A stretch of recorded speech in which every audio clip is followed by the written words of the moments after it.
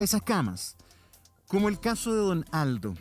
Y aquí habla su hija, Patricia Lucarelli, que está liderando una campaña en las redes sociales porque le dijeron que a su papá, que tiene COVID, no calificaba para camas UCI por su edad.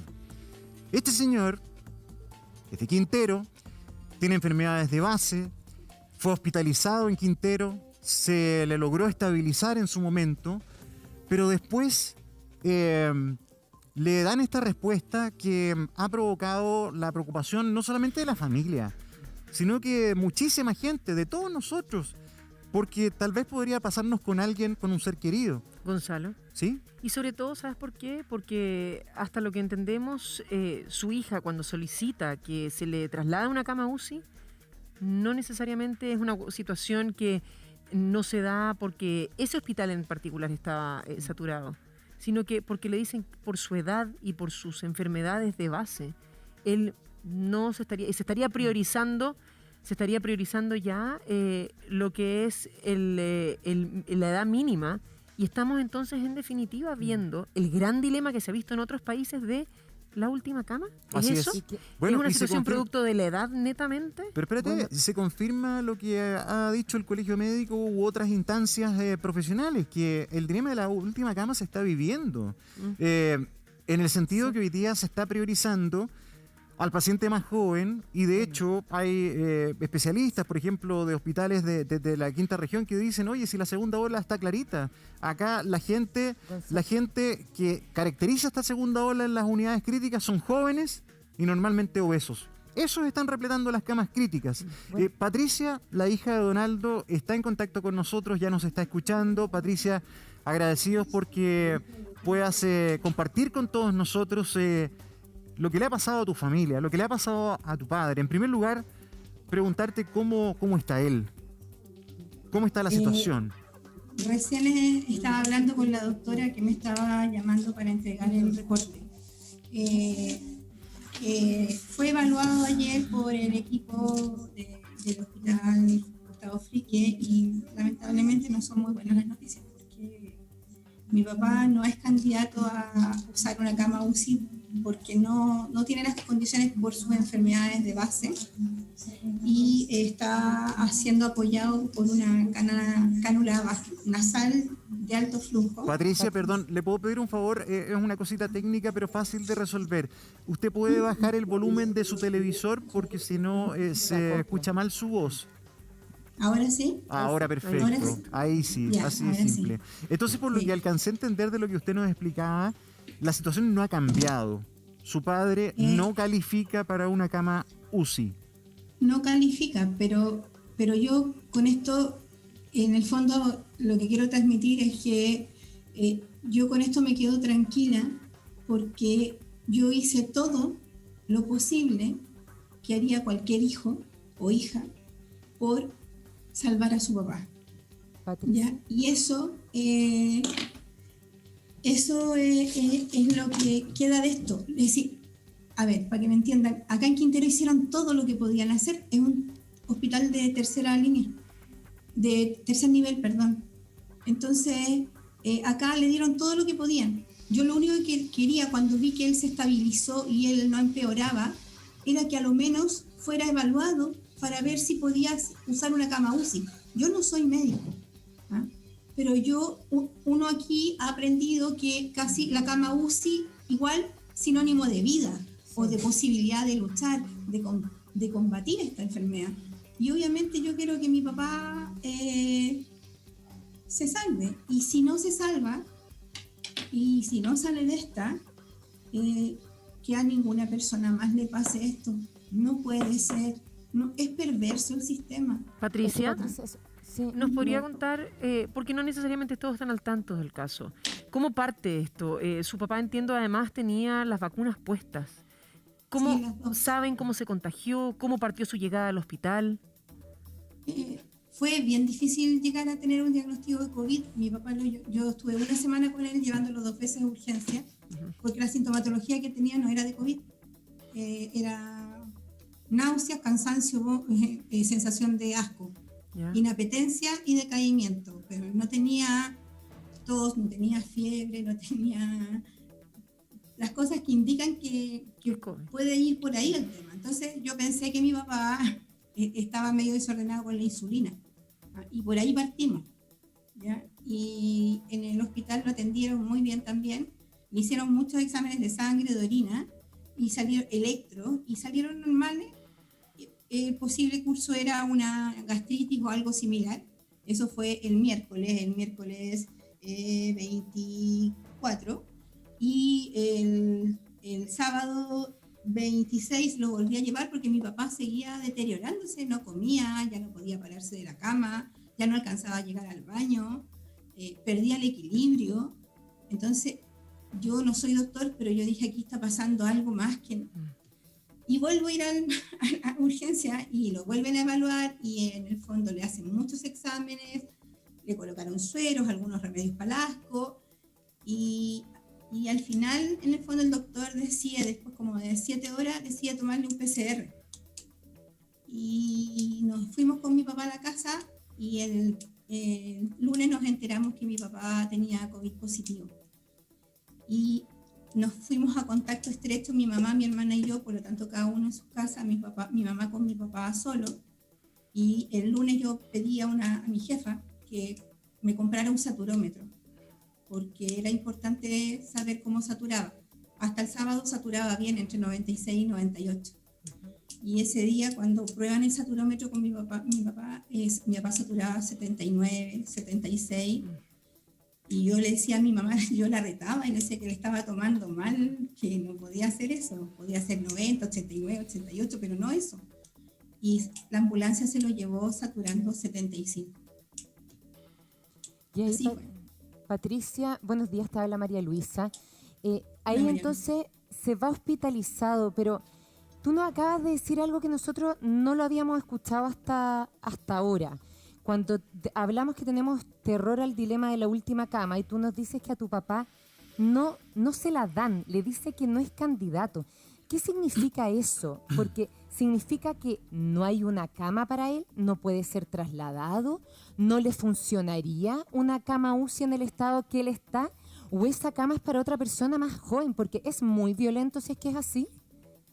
A ver, la respuesta que me dan los doctores cuando yo obviamente pregunto, bueno, pero mi papá no puede ser trasladado al Frique, que hay UCI, que hay más especialidades, y me dicen que van a colocar en tabla, digamos, a mi papá, pero que claramente con las enfermedades de base que mi papá tenía, que era diabetes, hipertensión, además una EPOC que le estaba jugando en contra porque mi papá fumó mucho tiempo, ya había dejado de fumar hace 6 años, pero las secuelas claramente tienen que haber quedado.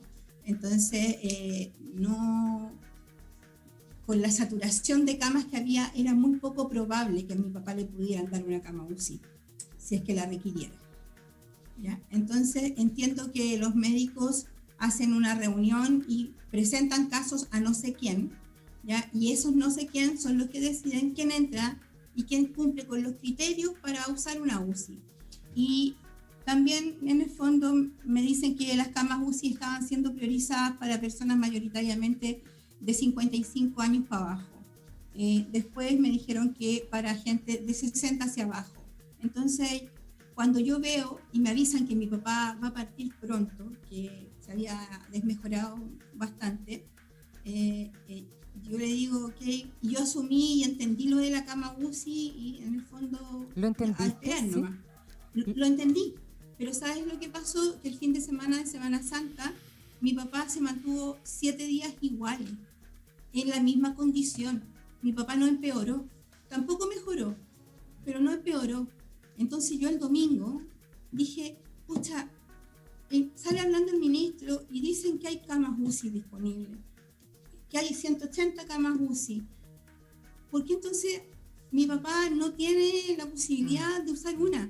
Patricia. Al menos que lo evalúen. Sí. ¿Sabes qué? Trato de ponerme en tus zapatos, porque es imposible estar en la situación realmente, pero de comprenderla, y la sensación que me da es que uno, como hijo, puede entender a ver, a lo mejor mi papá, claro, tiene enfermedades de base, a lo mejor técnicamente no tiene una esperanza de vida en el papel que podría tener una persona más joven sin enfermedades de base, por eso está pasando esto, pero de todas maneras es muy duro de asumir cuando la realidad siempre es otra. Cuando la realidad indica que cuando tu padre o tu ser querido, aunque tenga enfermedad de base, aunque tenga lo que tenga, la norma y la lógica es, en los recintos asistenciales vamos a hacer todo lo posible hasta el final por salvar esas vidas, por muy complejo que sea. Pero el caso de tu papá nos está revelando la crueldad de esta pandemia, en que cuántas personas como tu padre a lo mejor están viviendo algo similar, cuántas familias. Entonces, hacer un breve paréntesis, Patricia, para preguntarle al doctor Ugarte, que es la persona que conoce de cerca el sistema de camas críticas de UCI. Doctor Ugarte, ¿esto es un efecto pandémico el que ya se vean recintos en la necesidad de escoger a quién? Bueno, sin duda, Gonzalo, este caso, lo que nos cuenta Patricia, es un caso muy duro que nos golpea y nos ejemplifica una situación humana y médica tremenda cuando empiezan a escasear las camas, cuando ya no hay muchas posibilidades de recibir pacientes y en diferentes hospitales empiezan a tener que tomar decisiones que son complejas. Ahora, esto no debe tomarse solo por la edad. La edad es un número, pero no es lo único que puede definir la capacidad de sobrellevar una enfermedad de un paciente. Hay más consideraciones. Este es un tema muy complejo y habla, Gonzalo, de los graves momentos que estamos viviendo dentro de las instituciones de salud, dentro de los hospitales, que pareciera que en las calles la gente no se da cuenta de lo grave que es esto, y las familias de los pacientes, como Patricia lo cuenta, están viviendo momentos que son terribles y que no nos gustaría que ninguna familia viva.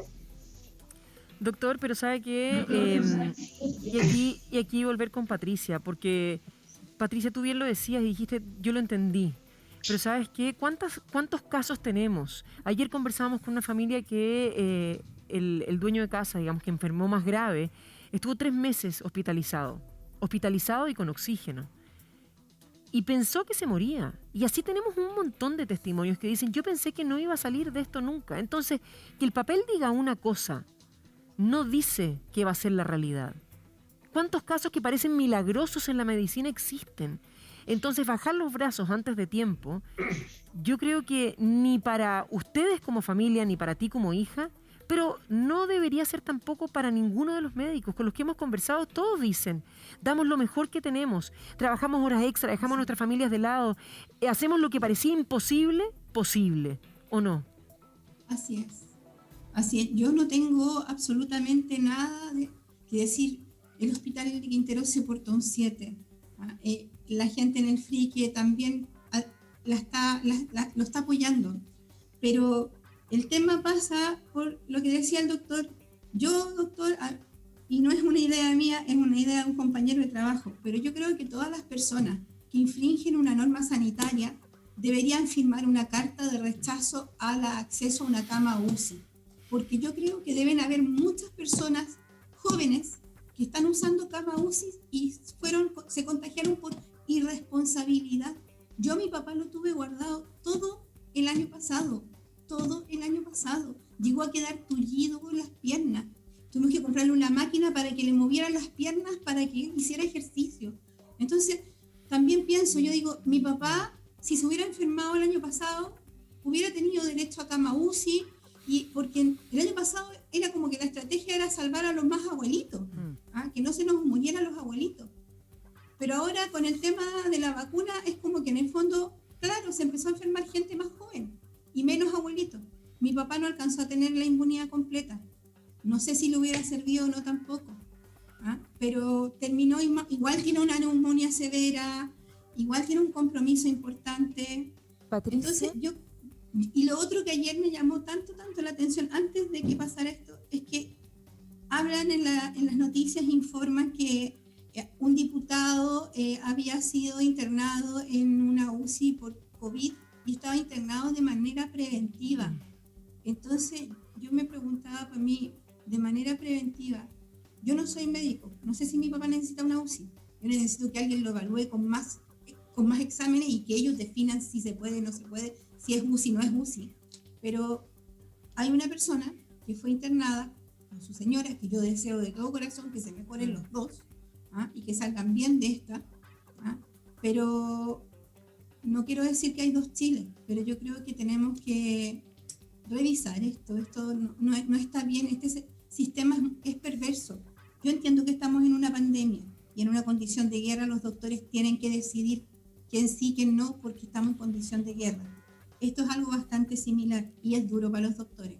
Yo tengo familiares que son médicos y es duro. Sí, Patricia, mira, si aquí los doctores es imposible no empatizar con ellos porque obviamente ellos están en esta primera o última línea, como dicen ellos mismos, dándolo todo.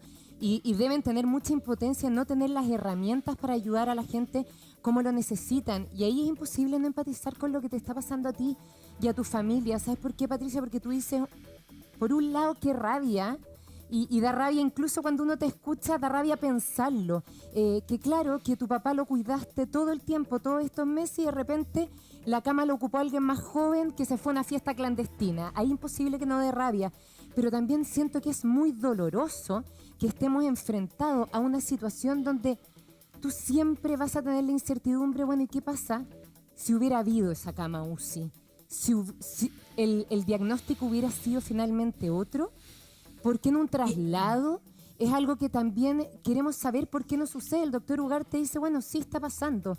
Estamos en una situación crítica y yo me imagino que eso te pasa a ti, Patricia, que debes pensar y cuestionarte, bueno, ¿qué pasa si en este momento lo conectaran en una cama UCI?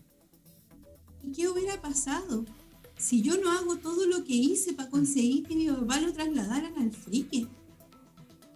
Es decir, se dan cuenta todo lo que tuve que hacer, que me ayudó mi hijo y un amigo a viralizar lo que estaba pasando el día domingo. Yo empecé esto porque yo sentía que no era justo y tuve que hacer todo esto para conseguir una cama UCI para mi papá.